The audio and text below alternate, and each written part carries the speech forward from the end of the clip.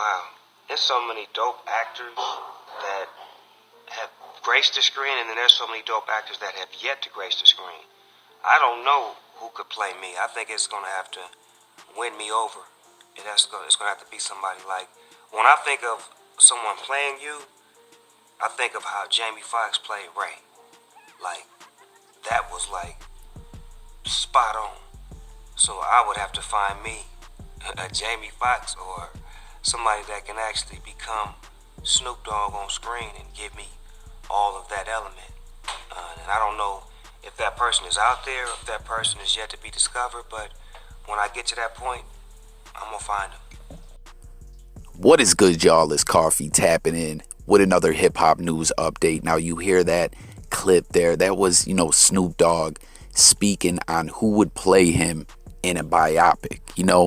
As we know, like there isn't one in the works at the moment from my understanding, but we know there's most definitely going to be a Snoop Dogg biopic, as that's the move now, you know what I mean? After we've seen the success of the Biggie one, the Tupac one, whether people really liked it or not, they made money, the NWA, and there's many other biopics out there. Some of them didn't make it to the big screen. They went to TV, but we're going to see more and more biopics.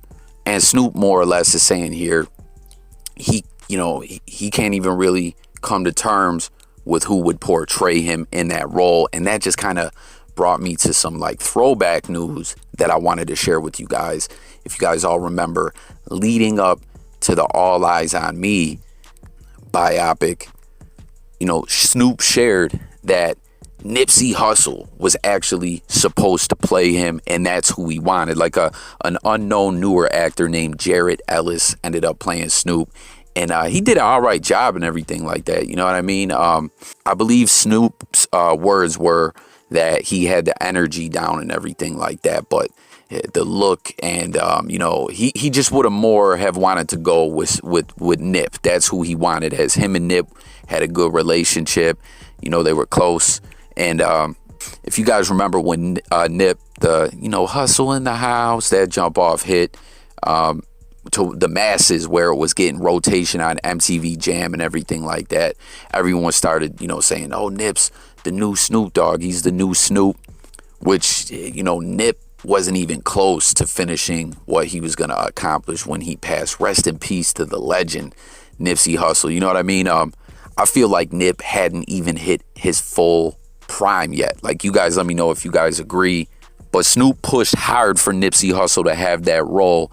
And Benny Boom, who made the All Eyez on Me biopic, actually stated that the job he was open to Nip having the job and everything, but I guess there was scheduling problems where Nip was busy, had a lot of things going on, getting his own empire off and running, so he couldn't take the job. But hit the comments, guys, looking back now, and let me know what you think about that. Like, if Nip would have been better for that role.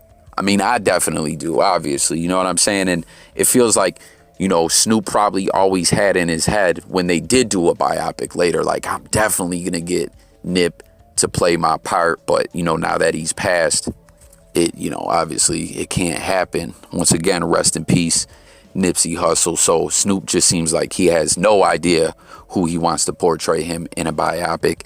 And what did y'all think about in All Eyez on Me, man? Like, there was some strange parts. If you guys remember the Jared Ellis dude that did play Snoop, there were some weird parts where it was like they dubbed Snoop Dogg's like voiceover over and the dude lip synced it. It came off kind of weird. Do y'all remember that? Like, I don't know, hit the comments and let me know if you remember that, what you thought of that movie.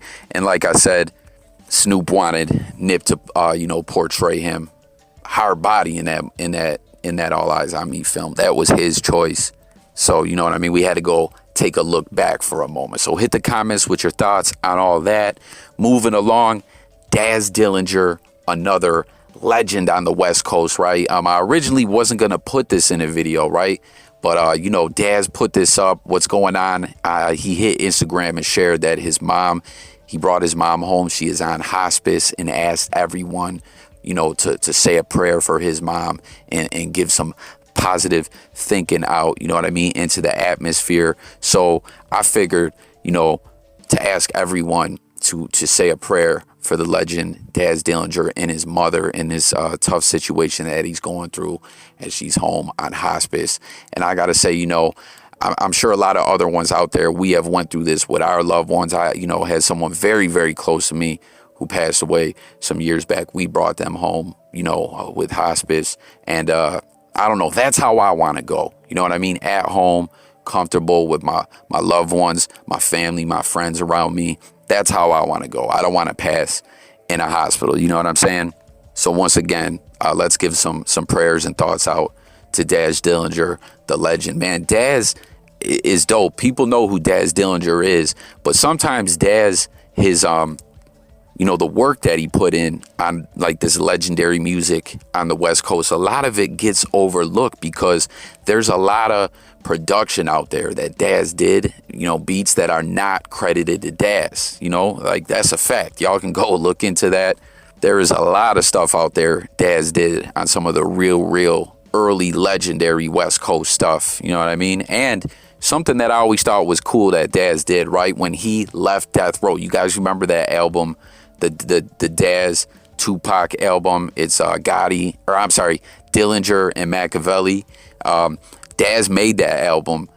When he left Death Row, he took a bunch of like Tupac stuff with him. He stole it and dipped up out of there and, put the album out. Remember it had that track, Don't Go to Sleep on it?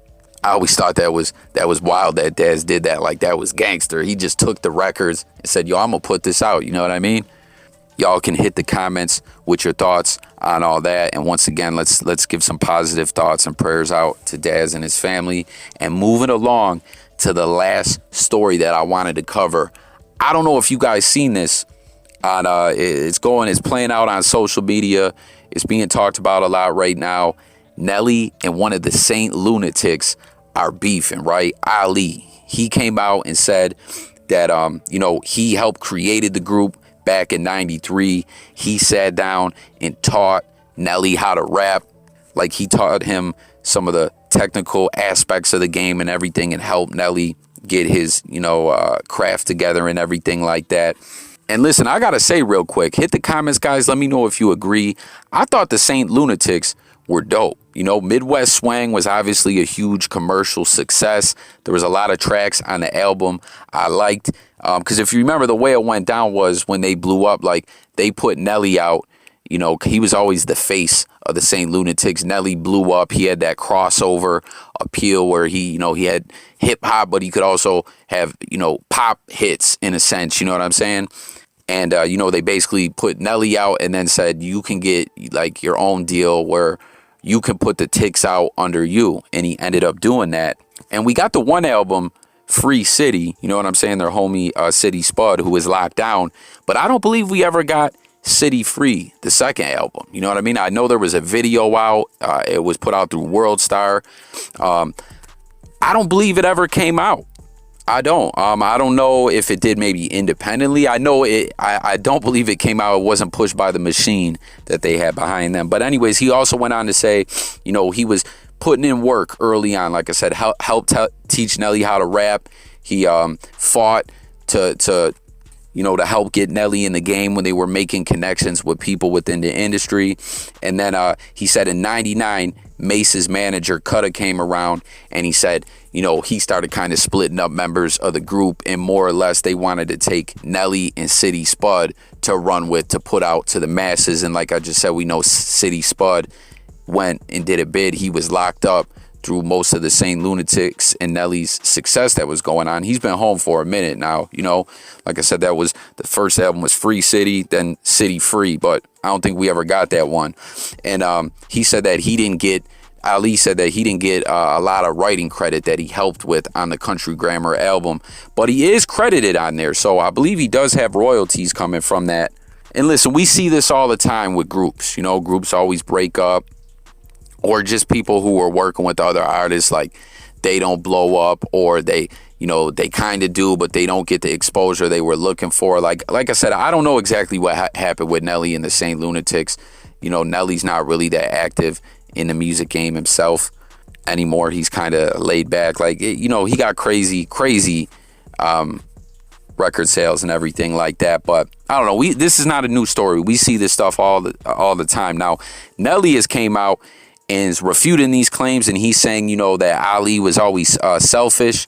He said that, like, Ali said a lot. Like I said, you got to tap in with his social media. He's got videos over an hour long talking about this, but he's basically saying he got hustled in the end. Now, Nelly had responded and said, there's 3 people in the group that's been a lunatic since day one: Nelly, Keywan, and City Spud. And, you know, he said that they all went to school together. They started the Saint Lunatics. Ali was not an original member of the group. You know what I mean? He's saying, basically, he's calling Ali a liar, more or less, it seems. And he said, Nelly said, when they said the Lunatics was doing all the legwork and talent shows and all of that, that was us. He didn't do that. When we was going around town making a name for ourselves, doing the car wash, performing at talent shows, at colleges, that was us. That was Ali. Ali did not perform with us. Either he thought he was too good for us, or he didn't perform with us. Just factuals, actual factuals. So, you know what I mean? Nelly's refuting all Ali's claims, and there's some clips out there. I didn't include them in the video, though, where Nelly's saying Ali was always selfish. You know what I mean? It's a wild situation, because I guess there was some talks like of a reunion, kind of bringing back the Saint Lunatics, but I don't know, man. Like, Ali is not happy with the situation, and Nelly is saying, yo, Ali's a liar. You know what I mean? Like, Ali's claiming he put the group together and helped teach Nelly how to rap. And then, you know, Nelly's saying this dude wasn't even an original member. Like, go hit up social media. Like I said, go check Ali and Nelly out. That they're talking all about this. But I don't know. This is a shame. Like I said, I always thought the Saint Lunatics were dope. But I don't know. It's the way business goes. You know, it's unfortunate. You know, like I said, they took, according to Ali, he said they wanted to go with Nelly and City Spud originally, but they ended up just, you know, City Spud was locked up. They ran with Nelly. You know, the Tics came later. We only got the one album, I believe. I don't know. You know, it is what it is. Murphy Lee was dope too, man. Murphy Lee got put his what was it, Murphy's Law. He dropped his solo project and everything and seen some success, but I don't know. It's kind of a weird situation, period. As big as Nelly was, it seems like he's like halfway in music. You know what I mean? He ain't regularly dropping projects. I don't know what the deal is with that, but, you know, another situation where, you know, people came in the game together, a group is beefing. Y'all hit the comments. Let me know your thoughts on all this.